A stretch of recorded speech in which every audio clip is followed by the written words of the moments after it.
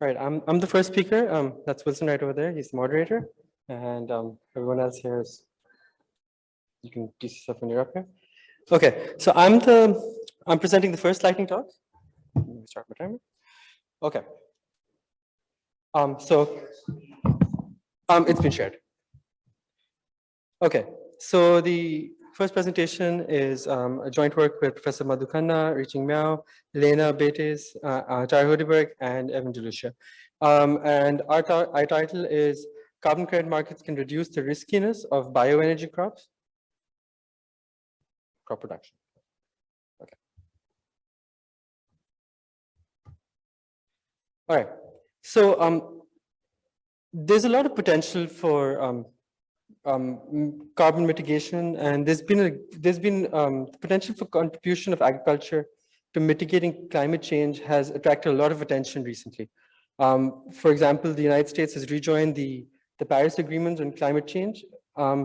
Additionally, the Growing Climate Solutions Act of 2021 was passed last year. It passed the Senate, and again, these are indicators of trying to monetize and using agricultural land for carbon mitigation. So one big thing which is very attractive in agriculture is perennial energy crops. And so, for example, miscanthus and switchgrass. And this is because they can provide substantially higher carbon mitigation benefits as compared to row crops. First, for example, they have very high yields. So 15 to 30 million, metric tons per hectare per year. As compared to corn stover, which would be substantially lower. Then miscanthus and switchgrass can grow on lower quality land where corn and soybean will have lower yields. Additionally, miscanthus and switchgrass have lower input, for example, fertilizer requirements as compared to corn and then stover. And lastly, miscanthus and switchgrass provide substantially greater carbon mitigation benefits. And now when I'm talking about carbon mitigation benefits, I'm talking about two specific things. One is carbon mitigation through fossil fuel displacement. So miscanthus and switchgrass, they're used in creating cellulosic ethanol. And so this displaces gasoline, and gasoline has much higher carbon intensity.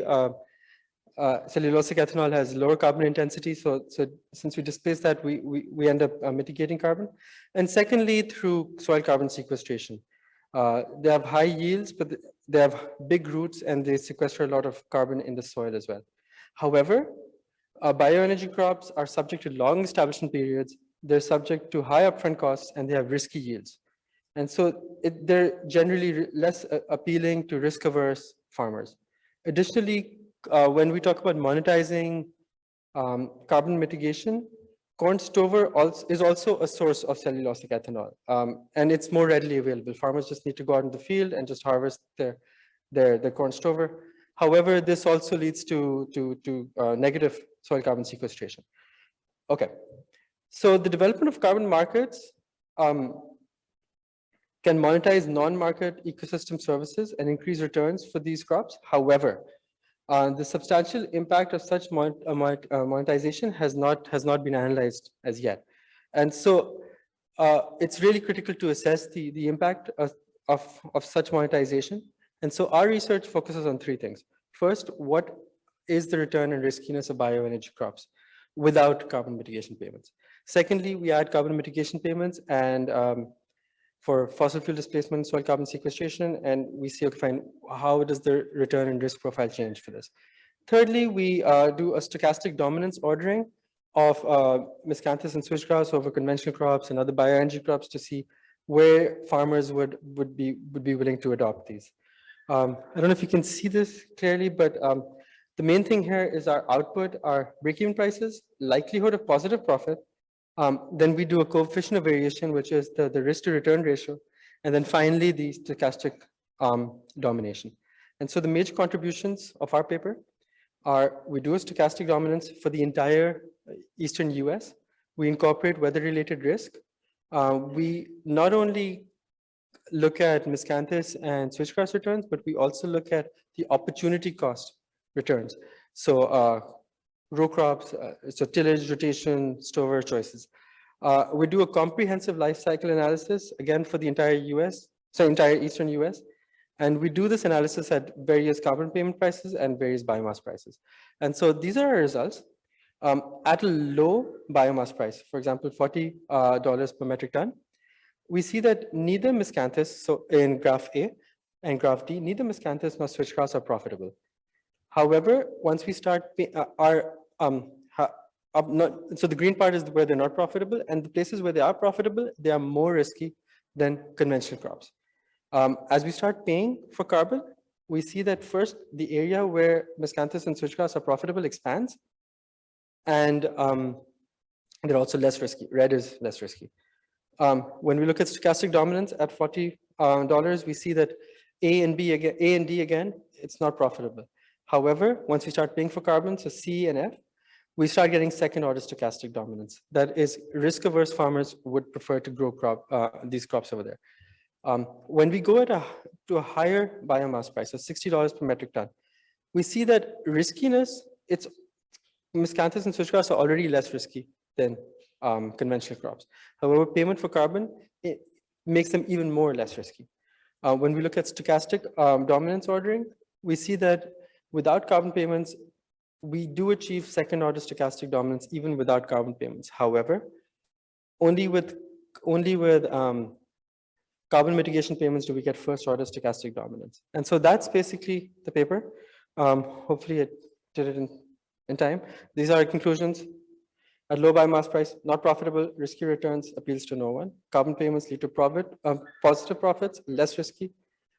At moderate biomass prices, we get positive profits, less risky, and they appeal to only risk-averse farmers.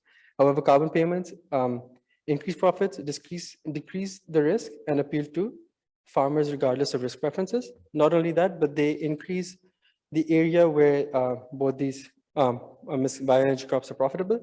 Last result, which you can see over here, miscanthus is profitable in the north of the Eastern Rainfed region, and switchgrass is profitable in the south. That's that. Any questions? Hi. Yeah. Yes. So carbon credits, like it's paid for additional not Correct. they're like growing the crops right now, they're not getting that payment. They're not capturing additional. Like, so That's correct. Yes. So the life cycle analysis that we do is only for additional carbon mitigated, not for the current carbon mitigation.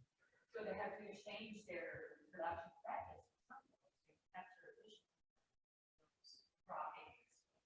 That's correct, right? At the moment, almost no one's growing miscanthus or switchgrass. So first, whenever you switch to miscanthus switchgrass, you're automatically sequestering and you're automatically displacing fossil fuel by cellulosic ethanol production. When you come to the the conventional crop side, yes, we're only looking at changes. We're not looking at what they're doing currently. So only when farmers are incentivized, if they start changing their practices, for example, if they go from till to no-till, or if they go from if they start harvesting their corn stover, that's when we pay them for that. Does that answer your question? We don't pay for what they're doing currently. We only pay them for additional things that they do. Wilson. Oh, okay, time for one more question. Did you consider any dynamics in this one over time? I'm sorry, can you Did you consider any dynamics of because over time as you plant these crops, supposedly like the carbon benefits goes up or something like that, or is that not true? So we do this for a 15-year cycle. And so over the 15-year cycle, there are dynamics and we incorporate that inside. And so, for example, for the first few years, you don't get any miscanthus yield. So we account for that, right? And so there are only costs in the first few years. And then once they start getting yields, and then that's when they start generating that. So yeah, that's what we model. And another thing we do is, it got lost in everything, but basically we're looking at stochasticity over here. We're looking at the riskiness of all of this. And so we generate draws. We use the Descent model essentially to incorporate for weather related risks and everything. And then we generate the net present value, and then we do analysis on that. Yeah, over 15 years. Yeah. All right. That's.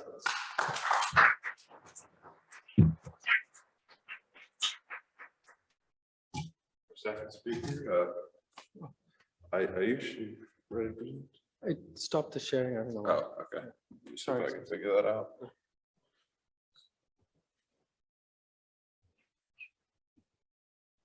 Yeah, is this, we just share it before? Okay.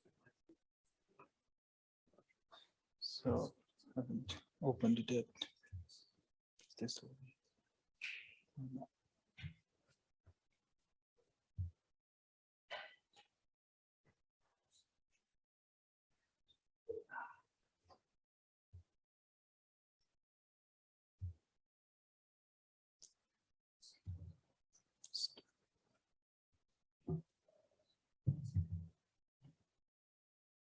I'm sorry, I downloaded the file, but I couldn't find it here right now. This one, right? I need to do it again. That's okay. Yeah.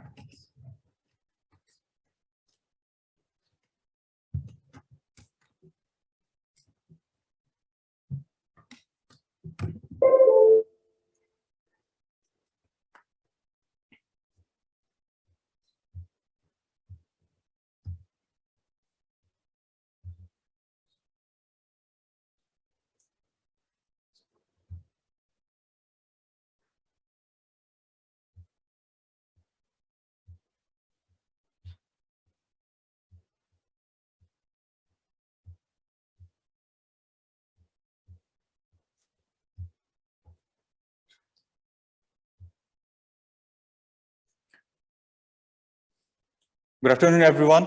I'm Aishraj Dakal from University of Idaho, and I'm here to present the study on effect of weather disturbances on spring and winter wheat prices spread. So this study specifically visualizes the effect of drought on the spring wheat prices. Among all the climatic stressors or the weather disturbances, we know that drought is one of the major climatic stressors of the wheat. And also recently, the incidence of drought is increasing in its intensity and also the frequency. So it is a kind of a burning topic right now. So in case of the spring wheat, the growth stage of the spring wheat usually coincides with the time when the drought events usually occur. So the spring wheat has the major impact of the drought in it, whereas the winter wheat, it usually escapes the time of the drought, so it has a very little impact in it. So as the growing season coincides, it has a very significant impact in its yield, and the impact is also visible in its prices. So this leads us to our research question that how do weather disturbances, especially drought, affect spring and winter wheat prices spread? Here we have a graph showing the price of hard red spring wheat traded in Minneapolis Grain Exchange since 2000, and along with the different price spikes in the time period. First spike is in 2008, where we experienced global financial crisis and almost all the commodity prices was up to the highest point. Second price spike is in around 2012, when 80% of the US agricultural land was under severe drought, and many of its counties were declared disaster areas. And again, in 2017, the Northern Plains, where 71% of the spring wheat is grown, was hit by the severe drought, from abnormal dryness to exceptional drought. So also we can see the price spikes in that region, in that period.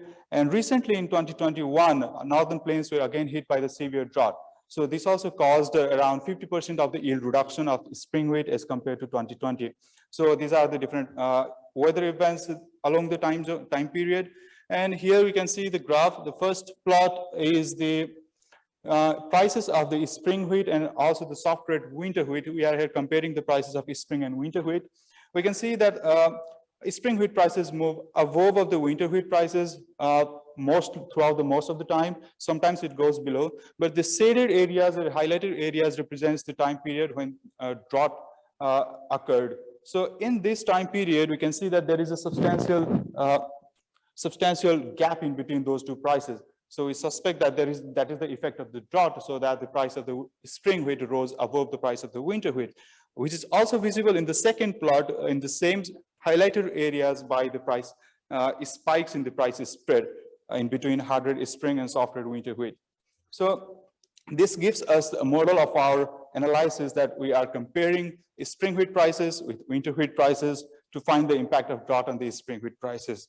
Our regression model, we use the winter wheat price as a control to gauge the effect of gauge the impact of weather disturbances on the spring wheat.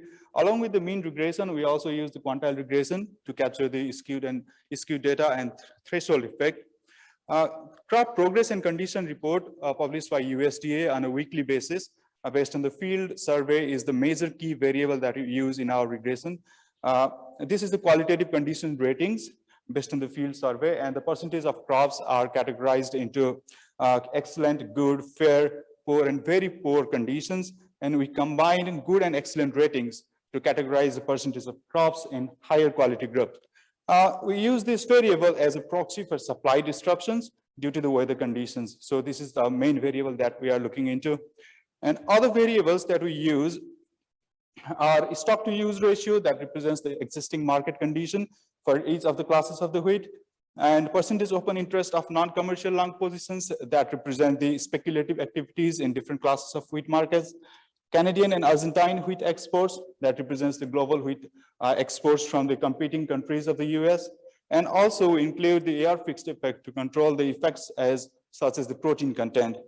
We use the weekly data from 2000, 2001 to 21, 22.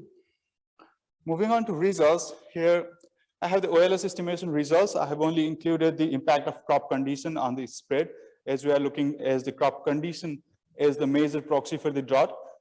And here you can see 1 percentage point reduction in spring crop condition leads to the increment in the price spread by 0.06%. The magnitude is kind of similar in between both the spreads with hard red winter wheat and also the soft red winter wheat. The winter crop condition has not much significant impact on the price spread. To visualize this result more clearly, we can see in this graph here, we have a spring wheat crop condition for the 5 years. And we can see in 2020, the ending spring wheat crop condition is in around 71%, which decreased to 11% in 2021. That is due to drought. And this 60 percentage point reduction in crop condition caused the hard red spring price to rise by 3.98 and 3.94% above hard red winter and soft red winter price respectively. So this caused around 4% in approximation increment in the price. These are the results from the quantile regression. Here we have the spring wheat crop conditions at different quantiles of distribution. We can see from the graph that the magnitude of impact is quite higher when in the lower quantiles of distribution. And as we go in the higher quantiles of distribution, the magnitude goes on decreasing. So this signifies that when the spring wheat has a lower premium over the winter wheat, the magnitude of impact of the crop condition is much higher. Concluding the results, we can say that weather events affect the price relationship in between different classes of wheat. From the example of 2021, we can say that drought alone can rise the price of spring wheat by around 4% above the winter wheat prices. From the quantile regression, we can say the impact of weather disturbances is larger when the spring wheat has less premium over winter wheat. Other variables that we use, stock to use ratio, speculative activities, and export from competing countries are also crucial in explaining the spread. And we believe that these results are useful for policymakers in improving disaster aid programs and also for the market participants to mitigate the risk of weather events. Thank you.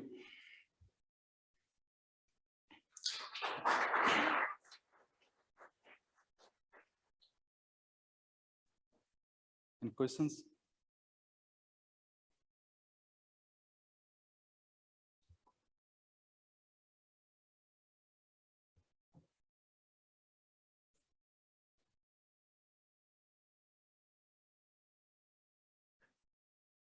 I don't want to talk about the difference between the 2 wheats, but naturally does the winter wheat require less water?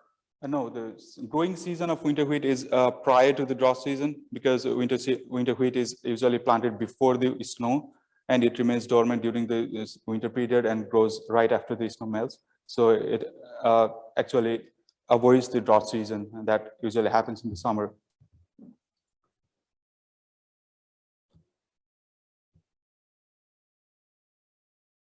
Yeah.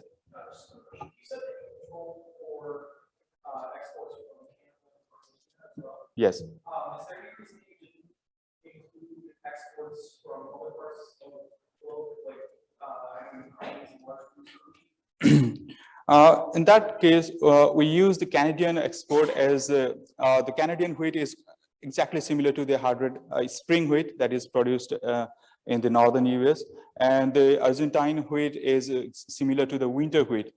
So we are comparing those two prices, and we're trying to look into those two types of the wheat from the global market.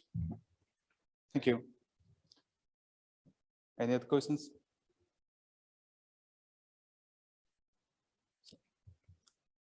Thank you.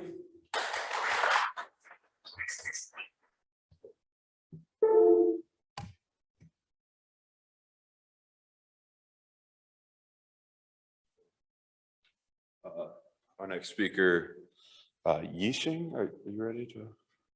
Yeah.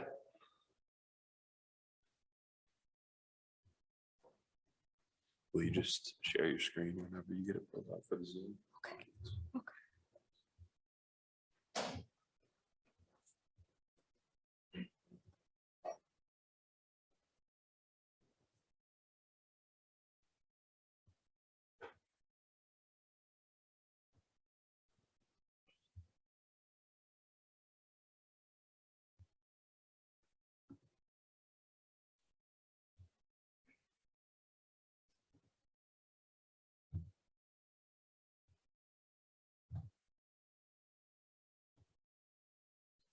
So hello everyone. Today I'm going to talk about my research extreme correlation between daily basis return of local corn markets in North Carolina.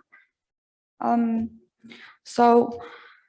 we talk about investment, if you have money to invest, you know that we all know that do not put all your eggs in one basket, right?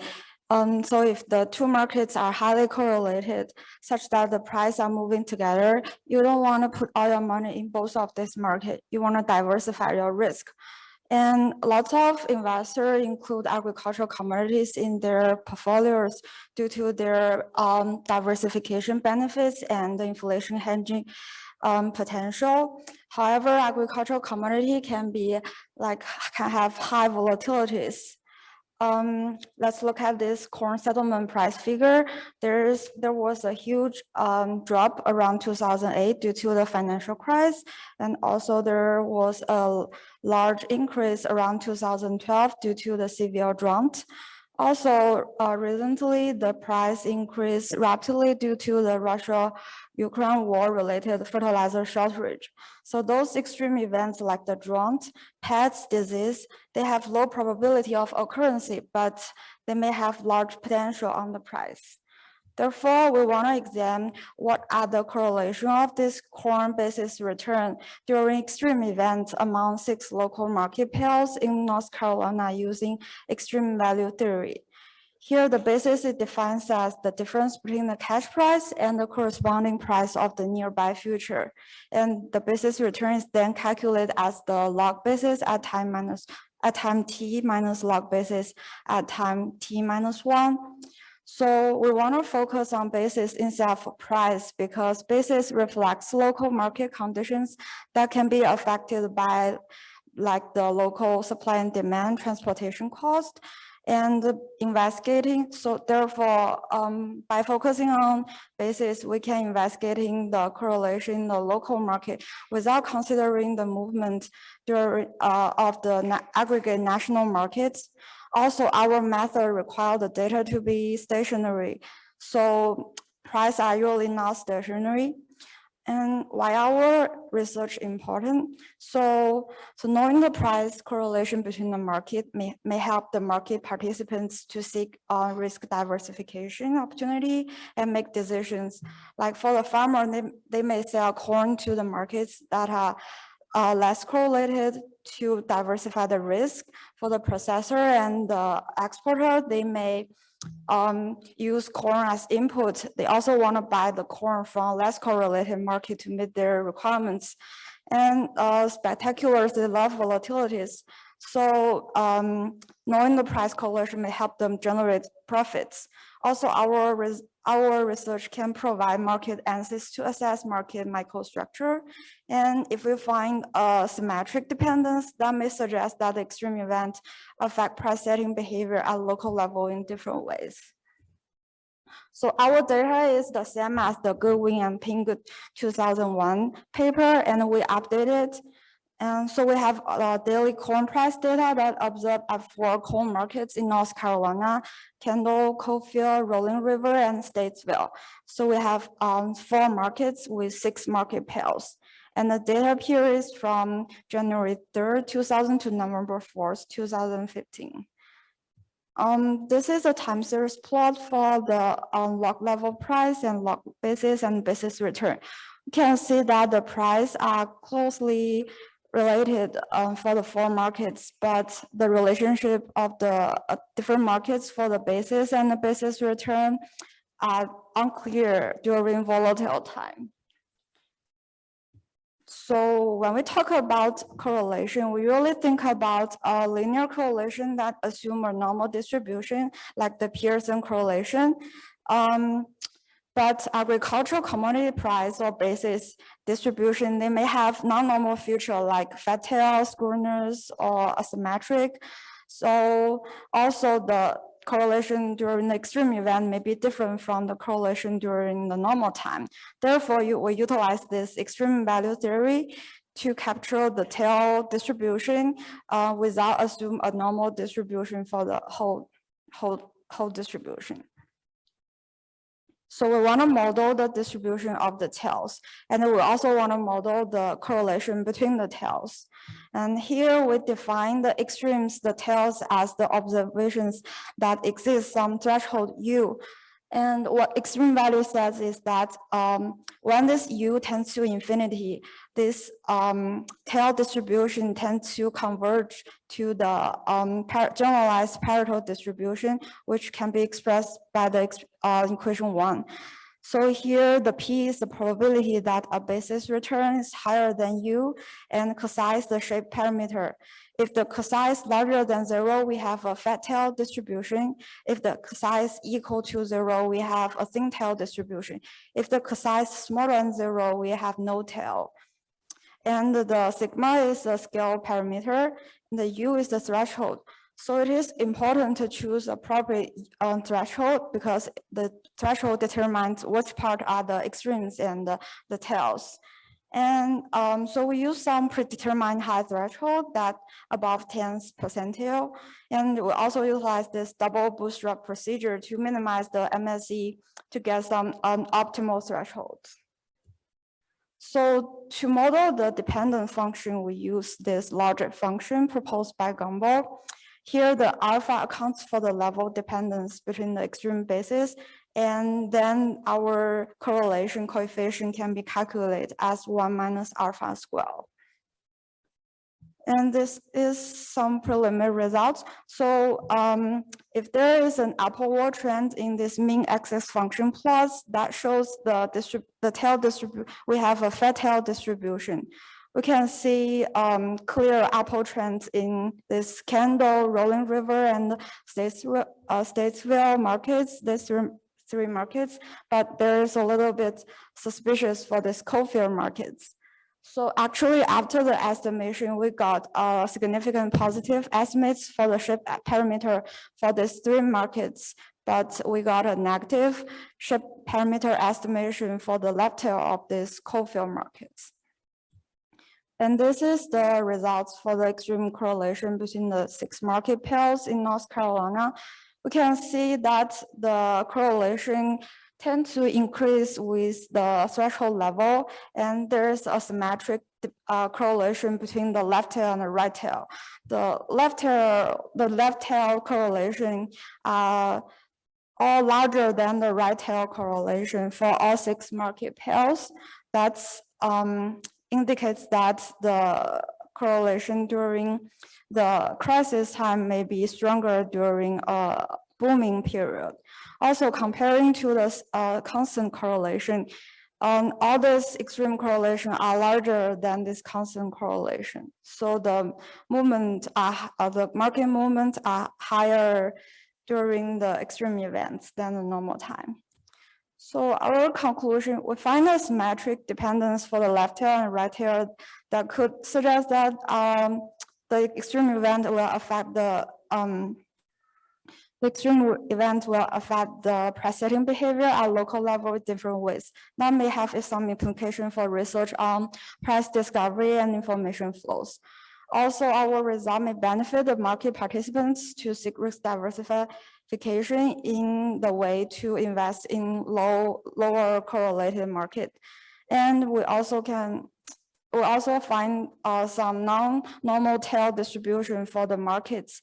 So standard time series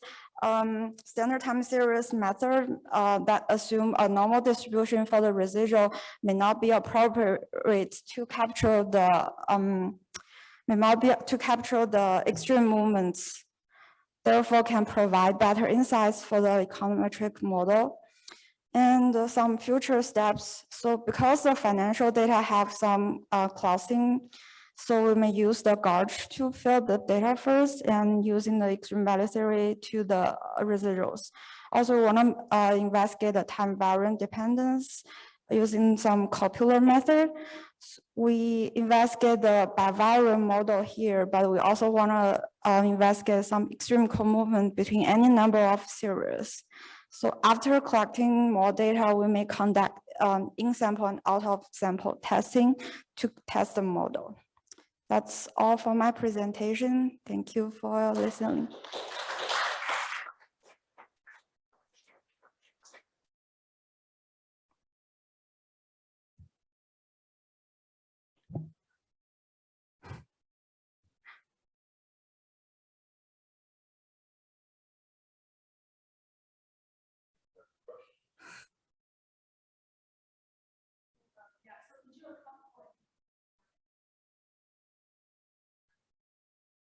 So the basis series are stationary, actually.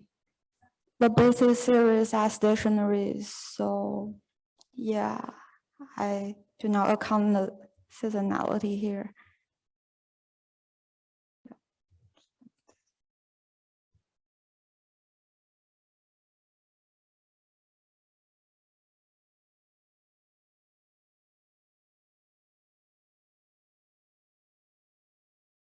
Yeah.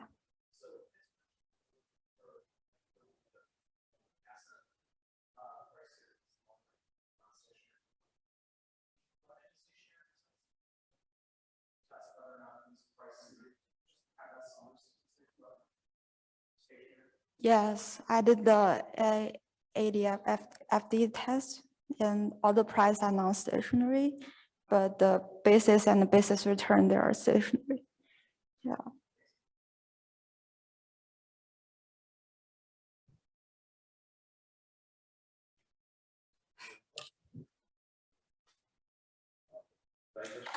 Thank you.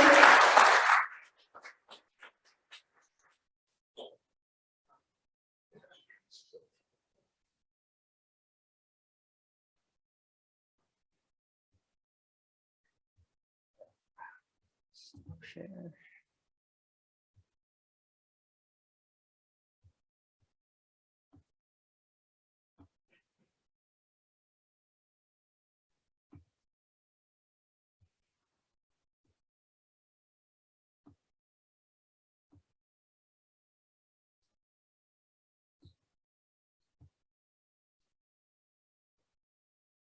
Oops.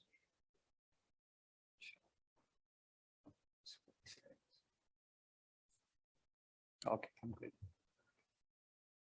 All right, good afternoon, everyone. I'm Rod Rejesus at NC State. So this is joint work with Sirkan and Yuan Che. I supposed to be Sirkan's the presenter, but he couldn't make it, so you got me. So, all right. So anyway, I'll do my best on this one. Okay, so we're looking at sort of cover crops and its relationship with production risk. Okay. Let me figure out how does this work first. There you go. Okay, so I'm just going to go straight to the punchline and the summary of the results. This is not a mystery novel, so let's just go start there. And if you want to tune out, feel free to tune out after this slide. So anyway, so there's lots of talk about cover crops and its risk reduction benefits over time, its productivity benefits, and so forth. So we're just interested in looking at this simple question. Does cover crop reduce production risk? There's lots of interest in terms of, okay, how does that sort of work and so forth. And there's agronomic work that have sort of shown these kinds of things. And so we are wanting to see if at a larger scale and whether or not for actuals rather than field trial data, do we see some evidence of this risk reduction benefits, okay? So, you know, just the quick punchline is yes, in terms of this analysis, we looked at it at the county level. So essentially counties with higher cover crop adoption tend to have lower crop insurance losses, okay? And in this particular study, we didn't separate it out by cost of loss. So it's just overall loss cost ratio for the counties. So we think we're sort of one of the first to look at this in terms of empirically investigating sort of this relationship. Okay, and I think it helps in terms of current policy debates in terms of, well, is there, you know, to justify further support for these kinds of things. This morning there was in the Washington Outlook, there was lots of talk about increasing funding for the conservation title. So this is sort of related to this type of work. Okay.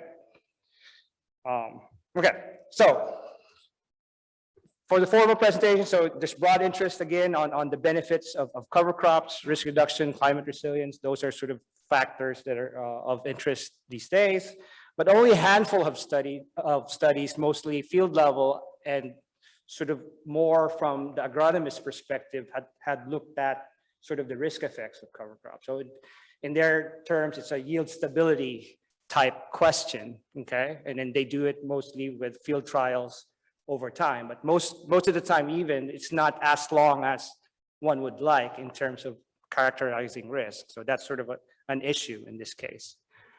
Okay, and there's sort of still debate on this issue, whether or not it does reduce production risks. So that's sort of the question. As I've said earlier, we're wanting to just look at the county level. So field level, farm level data is kind of hard to get at. ARMS perhaps is one approach, but we're looking at this at the county level to just see an initial stab at this, okay?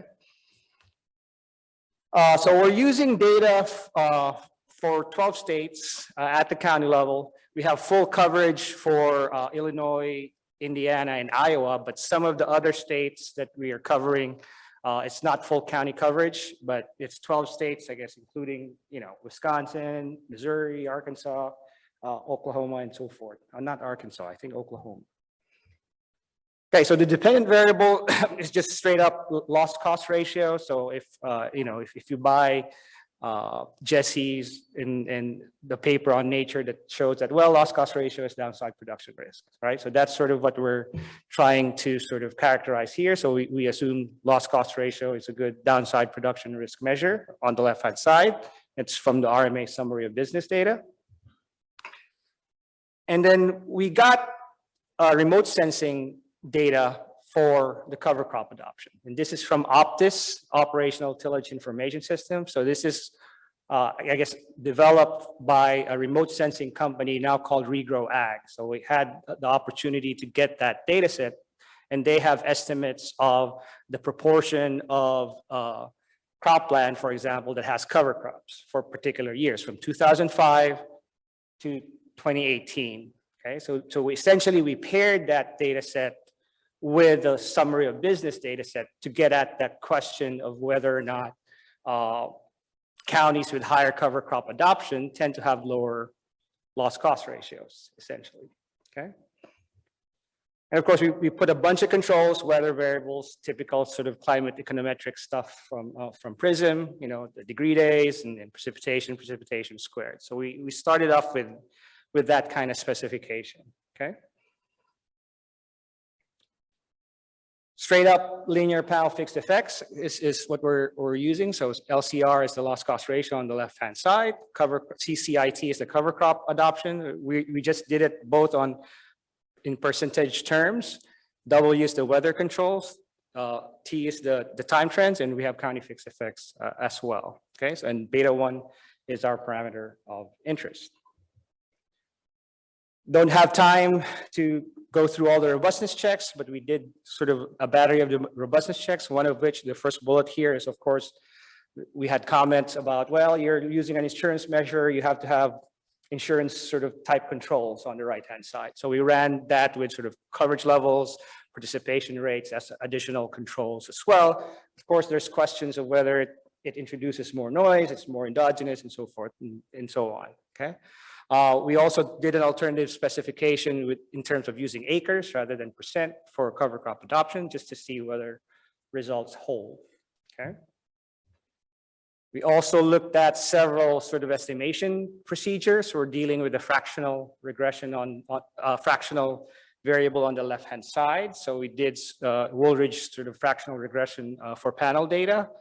And then there's always concerns about endogeneity of our main variable of interest. So we did several external IV-free approaches that's out there. So the Lubel approach and the kinky least squares of Kvyat, to just get a handle of whether time varying unobservables would sort of overturn our results, essentially, okay?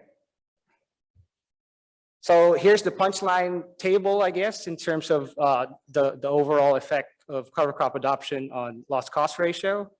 So 0.051, it's negative. So there's some evidence that we're thinking about that cover crops do indeed sort of reduce production risk at the county level.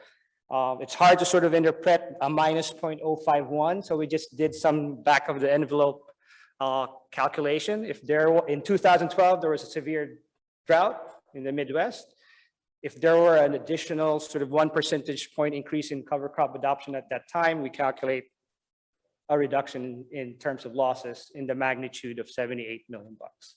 So it's not trivial. I think it's the punchline that we're wanting to point out. I mean, we could quibble about the actual numbers, but that's sort of what we're saying here. So as I've said, the main conclusions is that it tends to lower, higher counties with higher cover crop adoption tend to have lower loss cost ratios. And so this supports that notion from the agronomic studies that it helps cover crops help yield performance and sort of yield stability, in their words, over time. And hopefully this study makes a contribution in the sense it's a longer run analysis, 2005 to 2018. And it's also based on, essentially, even if it's at the county level, it's based on farmer data rather than sort of field trial type data sets. So policy implications, given sort of just the punchline result, it seems to sort of help justify some of these discounts that's been given to farmers through RMA in terms of this pilot premium discount for farmers that planted cover crops. In their case, they gave like $5 per acre premium discount. So still a question is that, is that congruent with the risk reduction? But that's sort of a next step to sort of think about, so to speak. Okay. And then again, given there's still lots of things to understand in terms of benefits of cover crops. And so there's lots of talk now in terms of supporting conservation practices and so forth. But we need to understand, of course, we know sort of the cost of doing that, but what's the benefits? What are the benefits for cover crops? And this is sort of one other thing perhaps to think about in terms of benefits of supporting cover crops. So that's all I have. It's sort of like a quick lightning stuff.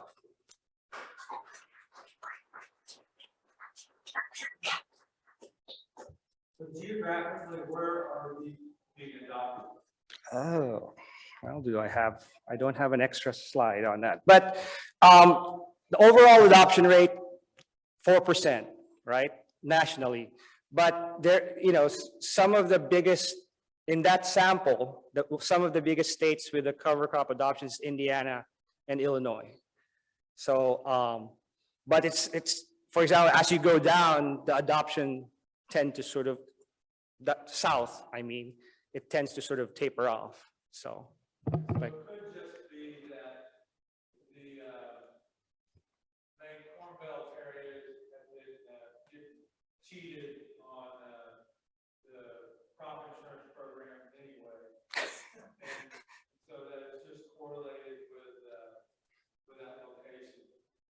Well, we have county fixed effects for each of those counties. So supposedly if that's sort of a time invariant thing, that's sort of absorbed in that case.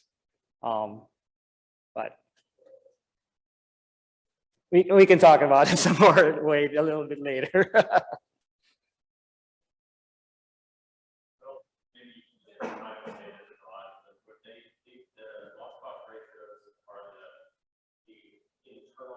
Adjusted ones that RMA has?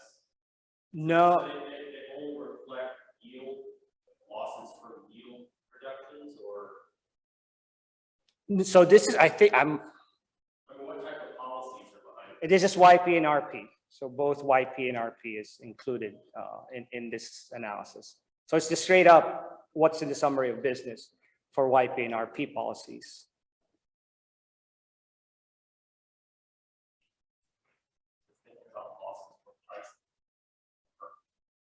I hear you. So we didn't separate that out. But I think RMA has Some yield adjusted, just straight up yield risk. available to common folk. Ah, okay. All right. Well, that's something to think about and maybe get a FOIA request or something.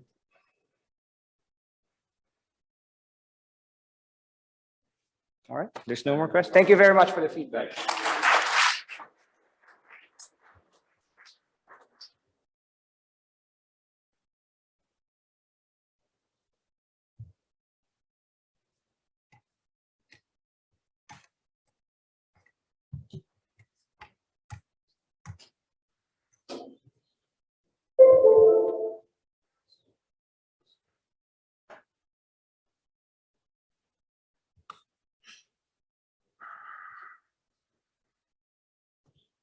So, yeah, I'll be our last speaker today. I realized that we're actually down a speaker, and so we have a little extra time. So I'd like to apologize to the first two people who I gave the time warning to. So at the end, I would encourage you to ask them additional questions if you have them, since I unjustly cut them off. I didn't realize until into the third speaker that we were missing somebody. So I'll go ahead and keep going.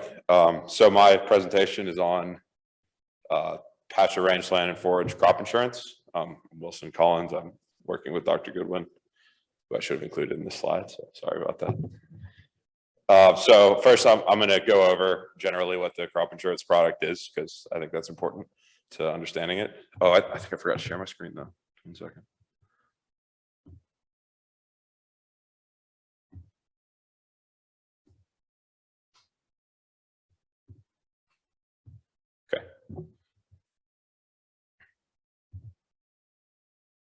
So the purpose of the product is to provide risk management tools to forage users and also to livestock owners, since the product covers land for grazing and hay for livestock.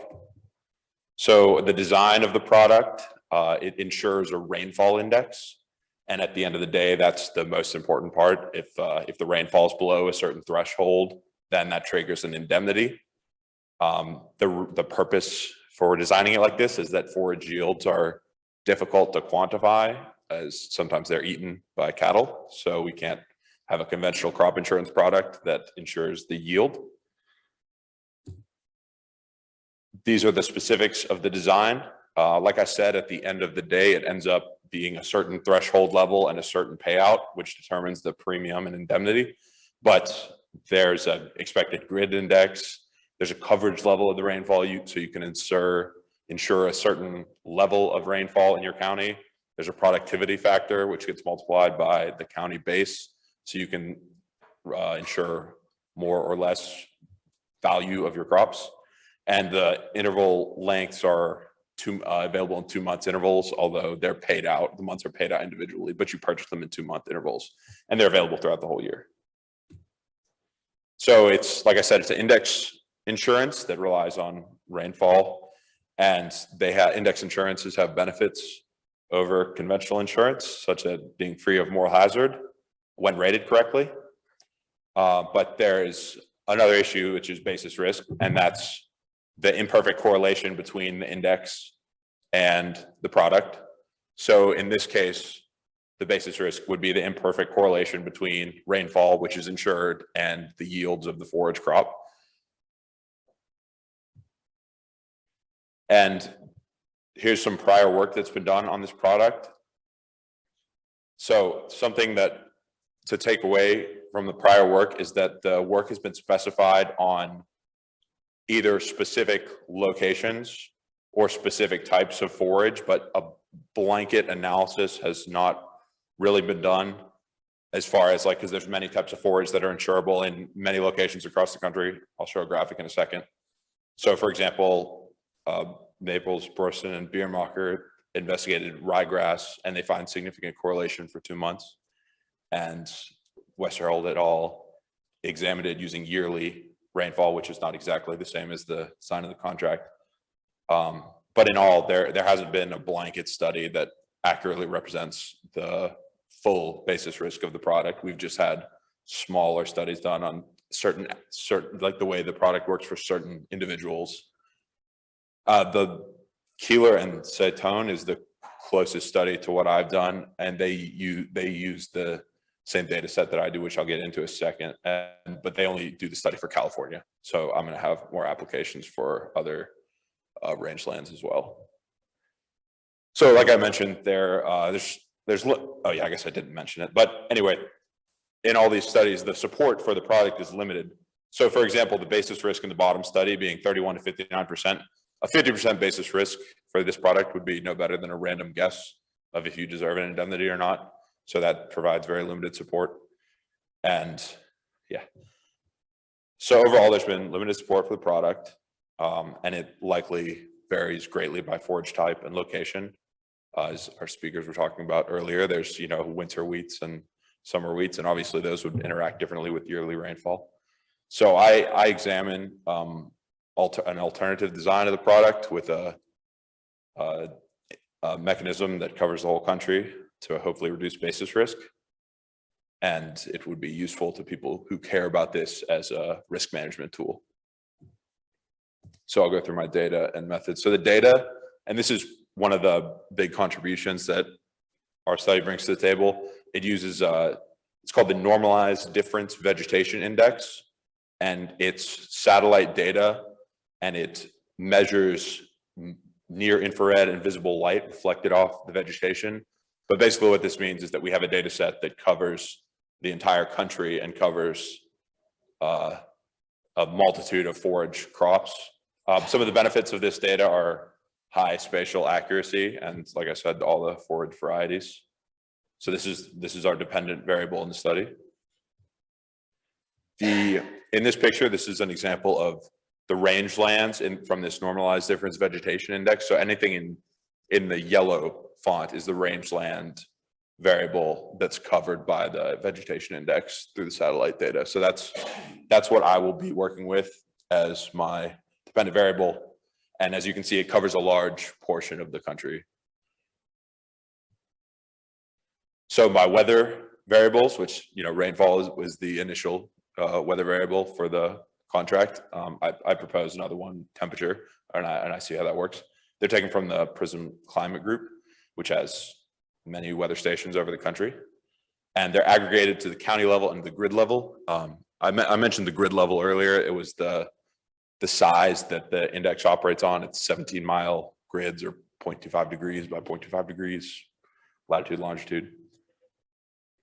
And I aggregate them to the county level as well as the grid level to ensure that the results are not biased in a positive direction due to high correlation between grid points that are too close to each other. So here's my criteria of basis risk, which was also used in a couple of the studies mentioned earlier. And it's the false negative probability, or essentially the probability that the predicted yield is higher than the average yield, given that, or than the median yield, excuse me, given that the real yield is lower than the median yield. So this is essentially the probability that it thinks we don't deserve an indemnity. That's on the left. So the probability that the model predicts high yield when in fact there was low yield. So that would be the false negative probability. And the low yield case would be, of course, deserving indemnity. So I'm going to run through a couple of different models I used.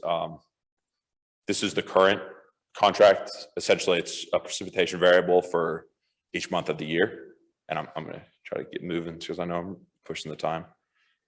So the current contract uses the equivalent of standardized data where, because each county has, or each grid has its own productivity index, it only measures above or below the productivity.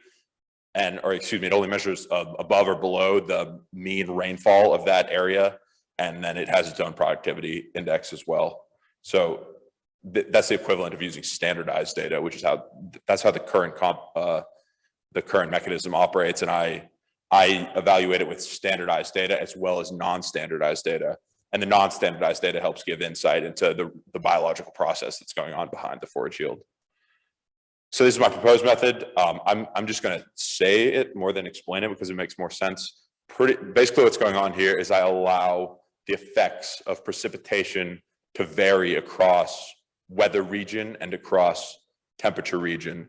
So I have a dummy in each of these, the middle equation here, that's for 4 different precipitation regions across the country, which are measured by yearly precipitation. So it's just segmented into high precipitation, medium high, medium low, and low, and as well as temperature. So I have 16 combinations of regions in total, which would, an example would be high rainfall, high temperature region.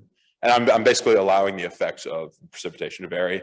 And I'm additionally including a temperature days indicator, which is a count variable for temperature days above a certain threshold. This is taken from the Anand and Schlenker paper that was done. So my estimation method, I use this net elastic regularization. It's a variable selection technique. And I use out of sample evaluation that omits 1 year, and that's our evaluation year. So there's 37 years of this data, by the way, 1984 to 2020. So I'll leave out 2020, I'll estimate the model on all the other years, and then I'll apply that model to 2020 and that's how I evaluate the basis risk. And I do that to remove intra-year correlation. So if I just shoveled all the data randomly, I would have some endogenous results. Like for example, if there was a drought year, I don't want to be predicting or estimating on that drought year and predicting on that drought year. I couldn't call it out of sample. So this is also following the Yu et al. Paper that I referenced. So the results. So throughout, I'm going to have some charts throughout the results section. The red indicates it's a negative effect of a variable. Throughout these results, I'm going to say that the magnitude, positive or negative, I'm going to emphasize that as opposed to the number, because it's a lightning session. So this is the example of the current mechanism. I think it's interesting that the basis risk is similar at the county and grid level, and perhaps that supports the use of the grids. And so the basis risk is found to be 39.4% for the current mechanism with the out of sample. So this is with the standardized data. Using non-standardized data, so that's just using precipitation to predict the actual yield instead of the standardized yield, the basis risk is much higher. It's 51%, which is no better than the random guess. So you can see why the contract uses the standardized method. So before I run my model, I select the temperature threshold, which I mentioned for the temperature days variable.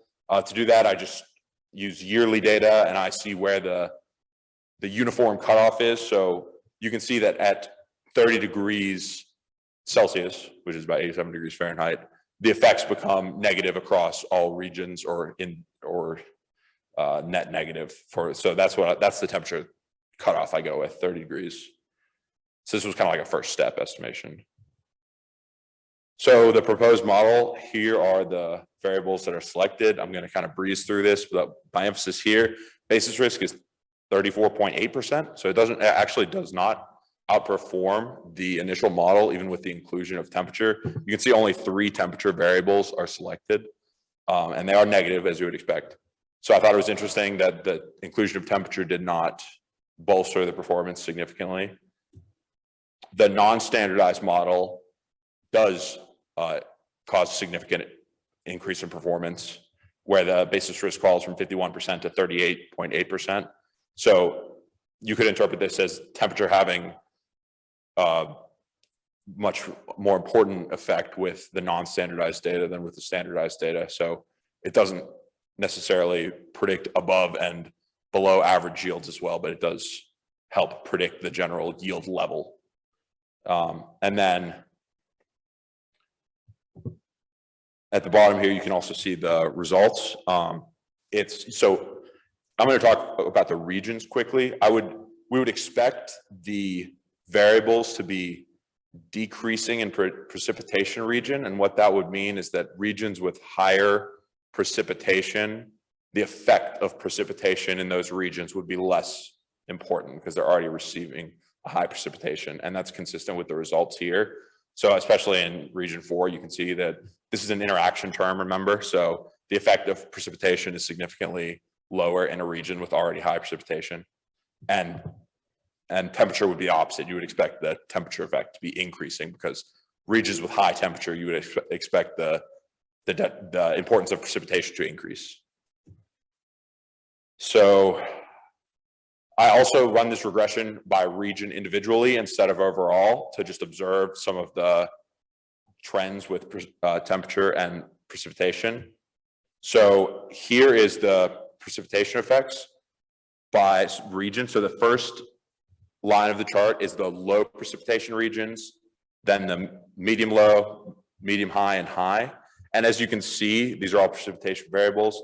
The precipitation variables are selected much more often in the low precipitation regions, which is, of course, as you would expect, but I think it kind of shows how the contract has different effects, would have different effects for different locations, and perhaps shouldn't be uniform across the entire country. And then here are this is sorting the precipitation variables by temperature region. So you can also see how precipitation is selected. It's the same results from the last one, but I just sorted them by temperature region, low to high. You can also see how precipitation is selected more often in high temperature regions, which again supports the result that this contract perhaps should not be uniform across the entire country. This is standardized data. And then I also evaluated the temperature variables as well. And they are sorted by precipitation region. You can see that they're most often selected in the hot summer months, which is as you would expect. I have a lot more discussion of this in the paper, but I know I'm already running over, so I'm going to keep going. And finally, by region, there's no significant decrease in the basis risk when including temperature for any region, even the high temperature regions. The basis risk is marginally different. However, you can see that the basis risk overall is increasing in precipitation region. So what that tells us is that this contract is much more effective in regions with low precipitation, and that in regions that are naturally high in precipitation, the contract is not very effective. And that's everything. So any questions?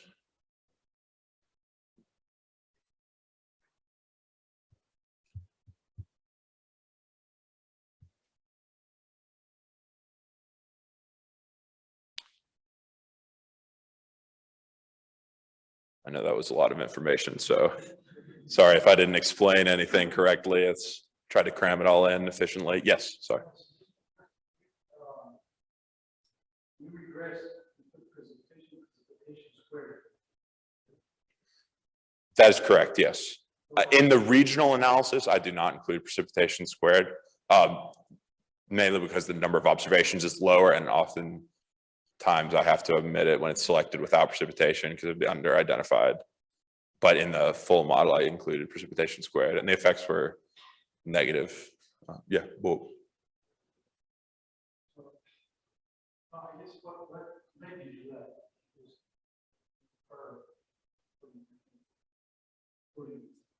How did I infer including precipitation squared? what's driving it? Well, my findings kind of support it doesn't need to be included in because it doesn't my proposed model doesn't lower the basis risk significantly. It performs equivalently to the current contract.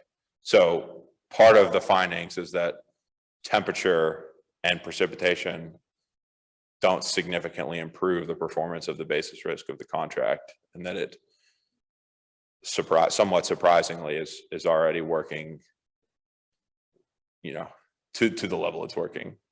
I can at least say that it doesn't improve the performance. The idea behind including it is that if you receive extremely high rainfall in a span of a couple days, you wouldn't necessarily expect that to be as helpful as if it's spread out across the whole interval. Other questions? So at the end of the day, we're always been pushing out temperature, including it, so including this temperature doesn't make a difference in terms of measuring the effectiveness of forage. Yes, I can say that I haven't proven that it does, although you can see in my results here that the precipitation variable is selected at a much higher rate in high temperature regions. So I think further work is definitely needed. And I think it definitely has the potential to work, but just straight up dropping it into the contract in the same way precipitation is used doesn't have, yeah. Do you have a question? What kind of basis are you talking? So the basis that I'm referring to is the dependence risk. And so the basis risk can be broken down essentially into the correlation between actual rainfall at the farm level and the rainfall grid. And then, so of course we want that to be similar or else the contract wouldn't work. And then there's a correlation between rainfall and the crop yield. So what I'm talking about is the correlation between rainfall and the crop yield. Pardon?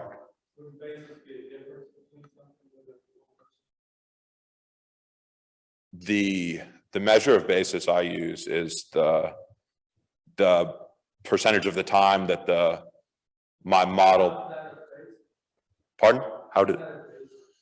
It's just a basis in the sense that if the model is predicting a high yield when in fact the yield was low, then that's an issue.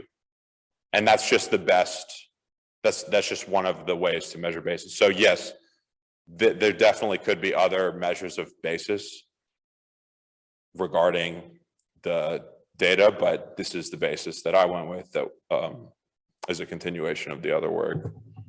So essentially it's like we want, if the model is predicting high, like above average yield, when in fact the yield was below average, that's obviously an issue. And that's what I'm calling basis risk, because then that's not working. The connection between this definition and so the definition of basis is just the correlation between the index and the variable. No, it's not. Difference of the difference between the two, is that? Yeah.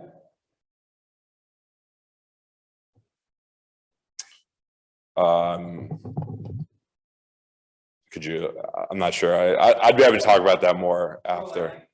In the future, this is the difference between the cash and the future price. Basis. Right. So crop insurance, it's like the difference in the payment that you get in your losses. Right, but we don't have a measurable loss in many cases, and that's the point.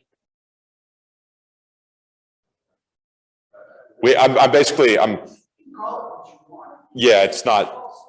Yeah, well, if I called it false negative probability of the model, would that be like? Yeah, I got the problem with that. Okay. Well, yeah, that's the point. So I'm using false negative probability of the model as my proxy for basis risk, and otherwise.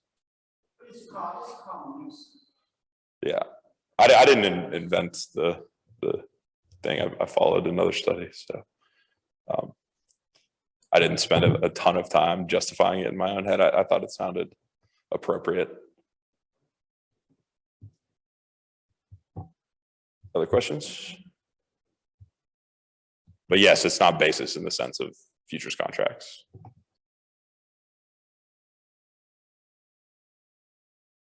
Okay, well, thank you.